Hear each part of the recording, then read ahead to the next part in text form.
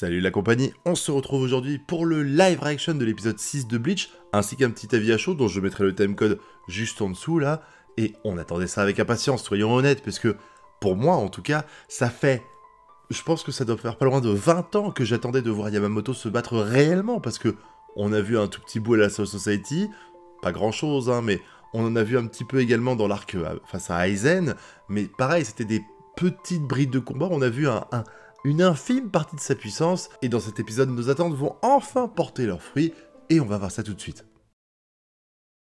Ah putain, rien que de le voir avancer là, c'est fou.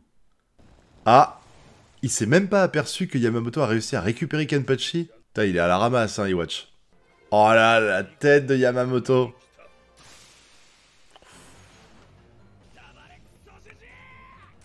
Et bam, 3 Sternritter en moins. Pourquoi s'en mêler? Oh putain, Laura. La colonne de feu, c'est juste ouf, quoi.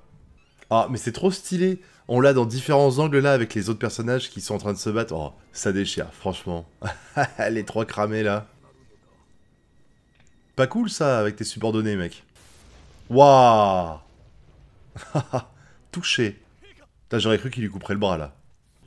Ah, stylé, avec les images du flashback au milieu, là. Je kiffe. Cette intégration comme ça, c'est... Oh là là. Fou, esquivé, bien joué. Jolie esquive.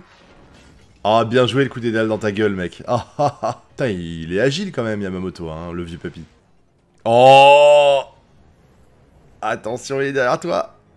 Allez, vas-y. Un bon petit coup bien placé. Ouh, il a sorti son épée.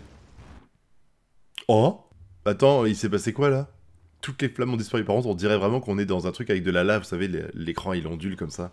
L'air, il doit être irrespirable à cause de son pouvoir à Yamamoto. Ah, même Yorimaru fond. Bon bah on a le résultat en tout cas, s'il devait y avoir un combat entre Hitsugaya et Yamamoto, Hitsugaya n'a aucune chance. Oh putain, stylé l'épée comme ça. Hop là. Ouh, jolie l'esquive là. Oh putain. Ce que ça fait comme dégâts. Ah ouais, donc si tu touches la pointe, t'es mort quoi. S'il touche, c'est game over. La puissance que ça fait, c'est juste ouf quoi. Ah bah il a niqué son sabre. YOLO, c'est plié. Iwatch est en galère quand même là. Hein. Pourquoi le laisser pour mort il y a 1000 ans, mec? Fallait l'achever. Voilà pourquoi on en est là aujourd'hui, mec. Waouh. Retour des flammes là. Hein. Waouh, stylé quand même là. Ah, c'est fou. 15 millions de degrés. Ah ouais, même le sol fond là. C'est violent. Mais en fait, il a pas besoin de se battre, Yamamoto. Il fait juste un câlin à son adversaire et le mec meurt. Le mec meurt. 15 millions de degrés, tu survis pas quoi. Même là, à cette distance-là, il devrait mourir. Oh putain, le bruit, le sound design là pour la lave, c'est trop stylé. Oh la vache, c'est tellement impressionnant comment ils ont fait ça en animé. C'est juste top. Ah, bah tiens, Yamamoto quand il était plus jeune. Ah, t'as Yamamoto bien vénère encore. Hein. Oh, joli, j'adore l'effet de feu au milieu de l'effet de Laura de Quincy là. Ça pète, ça pète. Ah, la musique en plus qui démarre, excellent. Oh, stylé ça. Il est gentil d'expliquer, Iwatch, hein, qu'il faut pas qu'il rentre dans la zone. Hein. Parce que sinon il serait rentré, il serait mort, Yamamoto, ça serait dommage. Oh mon dieu, de la CGI, dégueu. Ah, le bruit des craquements d'os, là, c'est... Là-dessus, c'est réussi, là. Ah, par contre, tu sens bien la CGI pour chacun des trucs, hein. Aïe, aïe, aïe. Bah, il suffisait de niquer le sol pour que ça marche, il a pas besoin de ça, en fait, papy. Bon, par contre, si c'est des squelettes qui se baladent à 2 à l'heure, vu la puissance de Iwatch, ils s'en branlent, hein. Ah, ils sont réactifs, quand même, hein, quand ils le veulent. Putain, ça fait trop marrer, cette tête-là, ça me fait penser à Teletubbies avec la tête au milieu du soleil. Ouais, alors ça, c'est une spéculation un petit peu foireuse. Je crois pas qu'ils aient besoin de ça. Hein. Surtout que là, lui, c'est sans doute le seul qu'ils avaient déjà vu de Bankai, donc si c'était le cas, ça serait le plus facile à voler, quoi. Et encore une fois, il laisse pas le mec, enfin, il tue pas le mec, là. Il le laisse en vie, comme ça, YOLO. Bim. Ah, il tue ses anciens subordonnés. En même temps, il a pas le choix.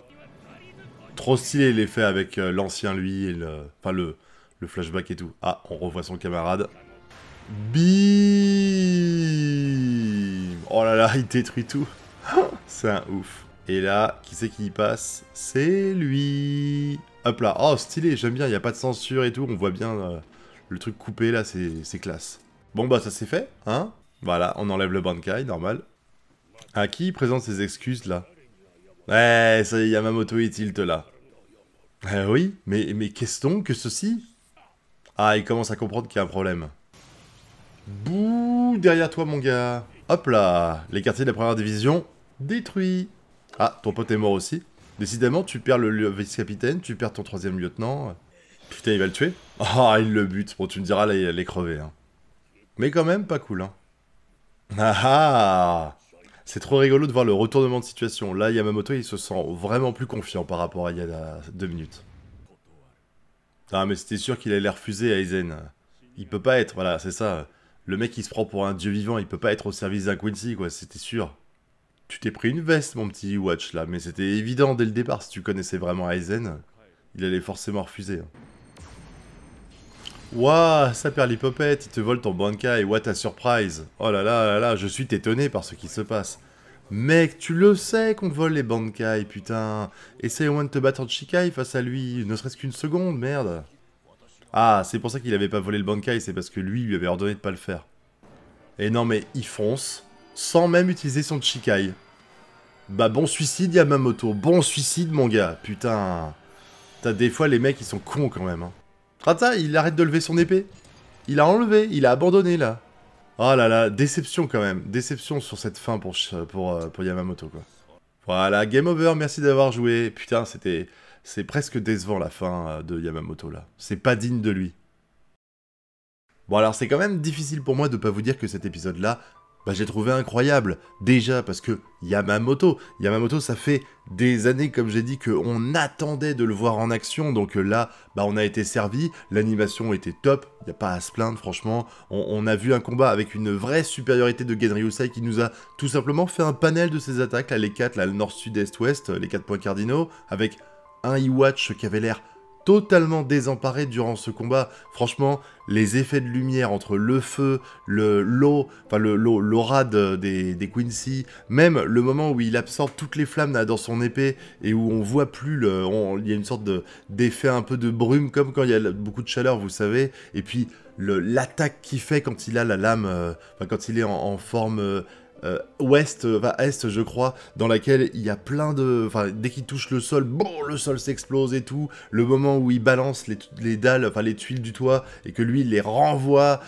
franchement, il n'y a rien acheté. Il n'y a rien acheté. Et puis, le passage, il y a juste un moment graphiquement où là, on peut un peu se plaindre, c'est le passage avec les squelettes, je l'ai pas trouvé top. Et puis, je ressens pas, en fait, la puissance, c'est juste une crainte psychologique parce qu'il voit ses anciens subordonnés à travers les squelettes, mais sinon, bah, les mecs, ils ont pas l'air très puissants. Ils ont pas l'air très puissants. La seule raison pour laquelle Iwatch se fait un peu submerger, c'est parce qu'il reste statique à parler avec Yamamoto, c'est tout. Par contre, le sound design de ce passage-là, avec les craquements d'os, ça c'était super classe. Par contre, je regrette vraiment cette fin d'épisode, enfin, c'est pas que je regrette la fin de l'épisode, c'est que je regrette la réaction de Yamamoto. C'est à partir du moment où il se rend compte que le mec qu'il a affronté était un fake, et que le vrai Iwatch se pointe, il n'y a plus la masterclass Yamamoto, le rouleau compresseur disparaît. Alors, c'est peut-être parce qu'il a claqué toutes ses forces, et encore, il peut reclaquer le Bankai et essayer au moins, mais tu le sens perdu. Tu le sens perdu. Là, le siège le quartier de la première division vient de se faire défoncer, donc il sait que son 3e siège est mort à son tour. T'as Iwatch qui vole son Bankai. Bon, il aurait pu se douter que son idée de merde, là, de c'est d'une simplicité enfantine, pour qu'il se fasse pas voler son Bankai, c'était bullshit. Il n'y avait pas de raison pour lesquelles... Enfin, je veux dire mon Bankai est trop puissant, tu peux pas le maîtriser, les autres, faut que tu comprennes le pouvoir. T'étais le seul qu'il connaissait, qu'il avait déjà vu en action. Donc s'il y avait un Bankai qui pouvait voler grâce à ses connaissances, c'était le tien, mec. T'as juste eu de la chance qu'il avait interdit à son subordonné de le voler. Mais sinon, c'était sûr. Et quand il vole le Bankai, eh ben lui, il est perdu. C'est plus le Yamamoto. En fait, ce que je peux reprocher, et pas à l'épisode, mais à Yamamoto lui-même, c'est en fait d'avoir tout son charisme qui disparaît à partir du moment où Iwatch revient. Déjà parce que Iwatch a beaucoup plus la maîtrise de ce qui se passe, parce que il avait tout planifié, et parce que derrière, on sent plus cette colère et cette haine qu'avait Yamamoto. Alors que là, il devrait être vénère, il vient de se faire duper par Iwatch, donc il devrait être encore plus en colère de ce qui se passe, mais non, il a l'air perdu. Et à partir du moment où on lui vole son Bankai, ben, ils fonce sur Iwatch, ils foncent sur lui sans même le Chikai, et au moment où l'autre, il brandit son épée, il arrête carrément son attaque. Il arrête carrément son attaque, je veux dire.